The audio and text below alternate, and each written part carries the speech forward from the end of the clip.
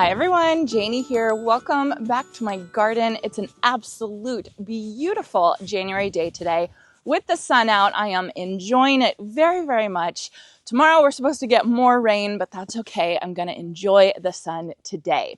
So I'm working in the front garden today because my plans for today are to do something that I've been really excited about doing, and I've been patiently waiting to do it until the right time, and that is to prune my pomegranate tree. So as you can see, my pomegranate tree has lost all its leaves, and that's what I've been waiting for. I've been waiting for this pomegranate to go dormant, to go to sleep, and then I am going to chop it very, very heavily. So you can see behind it right here, this is my big fig tree that is dormant as well. Normally, I would be pruning my fig tree at this same time. However, I did have an arborist come last fall and did some pretty significant pruning to it because I was not able to prune it the year before because I had an injury to my foot and I was too scared to get on a ladder, which I think was probably the right decision. So this guy does not need to be pruned today, but it is deciduous. It's the right time to prune it.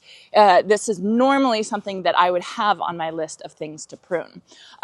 This pomegranate tree, we've kind of gone back and forth about it, which has been kind of entertaining. I have, like, pomegranate trees to me look kind of scrubby in my mind. So a pomegranate tree is a fruit tree, but the way pomegranate trees grow, they naturally grow as bushes. And so you can see down at the bottom here, you can see all these suckers coming up, and this tree is wanting to grow into the shape of a bush. I am not a fan of that shape as for a pomegranate tree, and especially in this spot right here. This pomegranate tree was here when I moved in, along with all these other fruit trees that I have in my orchard, including my glorious orange trees that are looking so good right now. So I've gone back and forth on this pomegranate tree, and a lot of you did the cutest thing and did hashtag Team Pomegranate and convinced me to keep this pomegranate tree. But what I'm going to do by keeping it is I'm going to try and clean it up a little bit. And what I mean by that is I am going to try and grow it into a more of a tree form, more of a lollipop form. And I've seen these at the garden center, and I think that they look really pretty. I think it's going to be a little tough as I'm sitting here looking because I have two main limbs. I have this one right here. You can see it goes all the way down there. And then this one right here, and they're both going off to the side. So I don't know which one I'm going to choose as my main leader. I think it's going to be this one right here. It might look a little wonky, but it's what I want to do to be able to keep this pomegranate tree, if that makes sense. Because if I had to leave it in a bush form, I probably would just take the whole thing out because I don't think it's good to have a bush right here. Let me show you the pathway. Here's the pathway right here, and you can see the pomegranate tree, right now comes all the way out to here. The orange tree comes out to here. It's just a very, very tight squeeze right there. So I want something a little bit more refined off to the right there. And I'm going to try and make the pomegranate tree fit into that spot. We'll see. We'll see how it goes once I prune it. So like I was saying, pomegranate trees get a lot of suckers down here at the bottom. And that's one of the main things that I want to clean up today. So I'll be coming down here and I'll be pruning off all these suckers down here. And then I will be what's called skirting the tree, which is basically lifting everything up, so it looks more like a lollipop. And there's a couple reasons why I want to do that. One, I want more planting room down here underneath the tree. And then two, this tree is very, very, very prolific. I got so many pomegranates off of this tree and I am not doing anything to it. I'm basically neglecting it. And there were so many pomegranates that these branches were weighted down and touching the ground. And so a lot of my pomegranates kind of rotted because they were touching the ground. You can see this branch right here. See how it's bending over and leaning towards the ground. So it's just a matter of I have to lift everything up. So I might get less pomegranates, but they're going to be more useful pomegranates. So let me show you the tools that I'm going to be using today. First of all, I was super responsible, you guys, and I got a spray bottle filled with rubbing alcohol. And this is what I'm going to use, or I should say, what I did use to clean all my tools. And before I've used alcohol wipes because Jason Jason and I worked in healthcare, and we had so many alcohol wipes all the time.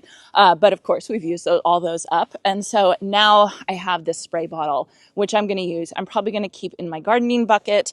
And then anytime in between shrubs, plants, trees, I'll just spray this onto whatever implement I'm using, whatever tool I'm using, and that will disinfect it and make sure that I'm not spreading disease from plant to plant. So probably the main tool that I'm going to use today are these bypass pruners right here. These are just from Corona. They are actually brand new, which is why I grabbed these for today. You want really sharp bypass pruners, and the reason why you're using a bypass pruner is because that's going to give you a nice clean cut, and it's not going to kind of smash the cut, which is what you don't want, because what's going to happen if you smash the cut, you're going to give the tree, like, you're going to basically give it a chance to get infected, which is exactly what you don't want. You want nice clean cuts from sharp pruners, so these are perfect, and I did spray these with the alcohol. Then I have my loppers, and these are going to be for bigger branches. These are just a little bit more heavy duty. And finally, one of my favorite tools, I've showed you all this before, it was gifted to me from my master gardener friend Kathy, who uses these on her farm all the time, and they're a little scary, but they're automatic pruners, and these are incredible, you guys.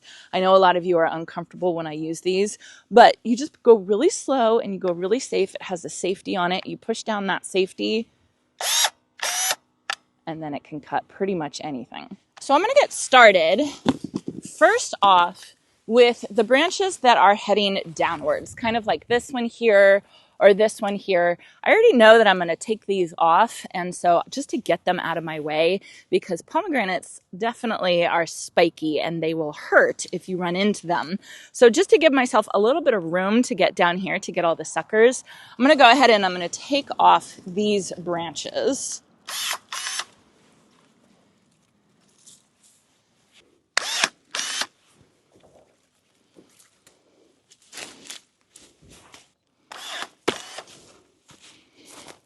And then this one right here.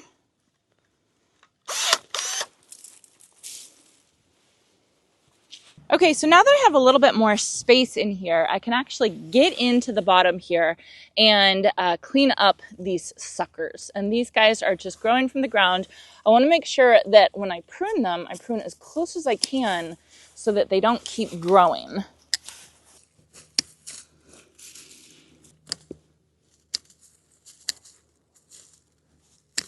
So you can see right here, this trunk was pruned. I actually think I did this last year, but I didn't prune it all the way down to the ground. And so because of that, the trunk was still able to grow new suckers. And so I have to get this lower so that it stops creating more suckers like that. So for that, I'm going to use my loppers. I'm even going to go lower than that, and I actually might go get my pruning saw as well to get even lower.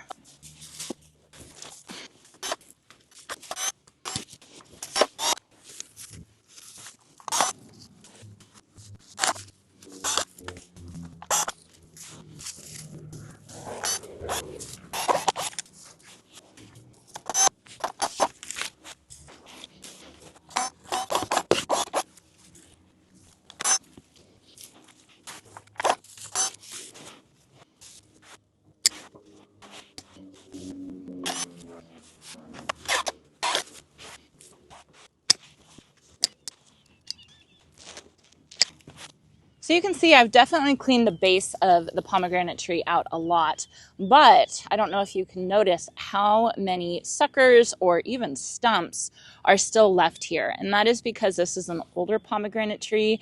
And if you want to prune a pomegranate tree into a tree shape, it's probably better to start it young. This tree has obviously been grown into a bush shape, but I don't want that in my orchard garden.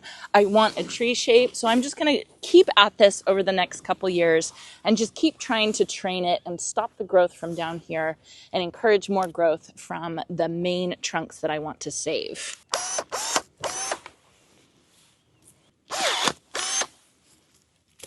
Okay, I'm probably just going to leave it like that. I could probably just keep going forever, but I think that's where I'm going to leave it for now. I think that looks good. Now I'm going to turn my attention higher up in the tree. You can see that I've ended up with these two main trunks here. I wish there was one or three, but that's okay. I'm fine with two. What I did is I did go and grab a stake and some tree ties right here. And I'm basically going to put the stake in between the two and see if I can bring them together, just so I can start training this tree, the two trunks to go straight up, and then everything else come out. So I'm going to see if I can get that tree stake in right now and straighten these trunks out just a little bit.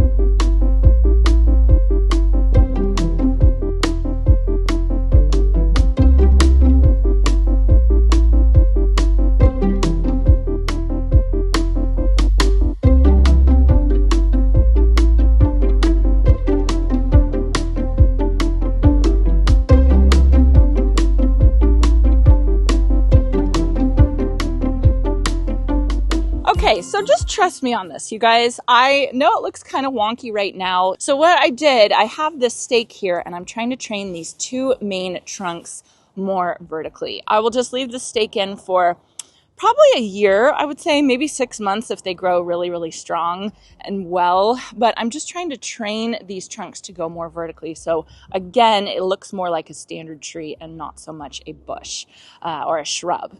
Now, what I need to do now that I've reoriented where these branches are or these trunks are, I need to go in and I need to clean out all the crossing limbs and twigs, which there's definitely a lot of, but it needs to be cleaned out anyway. So I'm going to go through and I'm going to do that.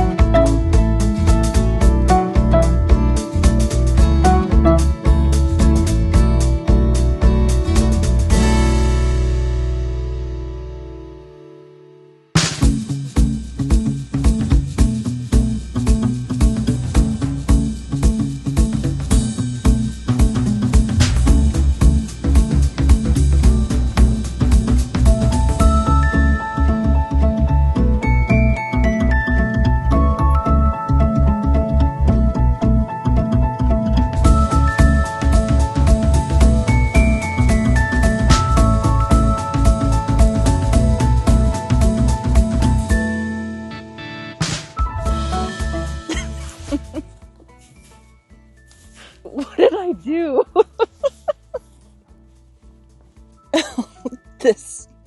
This poor thing.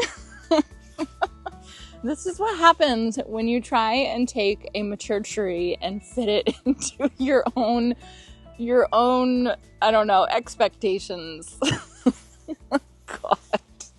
Okay, so just trust me with this. Let's just go with this. Faith in pruning, right? So I cleaned everything up so that we could have two main trunks here. And then I cleaned out the interior, what's now the new interior of the tree, which is kind of right here. So these guys are going to grow and these guys are going to grow and even this guy's going to flush out a little bit. And it's eventually going to be, hopefully, a lollipop tree. That's my goal. We'll see. God. I shouldn't even post this video. This is hilarious. So in addition to drastically shaping this poor pomegranate tree, I also went in and I took out any branches or twigs that were pointing down or were pointing up. And I just left the ones that were pointing horizontally, because those are the ones that are going to bear fruit and be able to bear fruit correctly and not kind of break the tree. So this is...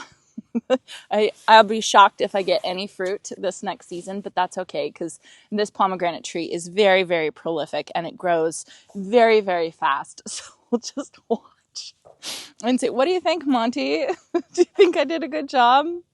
Anyway, I think I should probably put my pruners away for today. I think I'm done, but that's okay. Let's wait and see what it looks like once it fleshes out, and then we can really make a good decision on whether I completely butchered this pomegranate tree or I did a good job and I shaped it into the way that I wanted, which is a standard shape.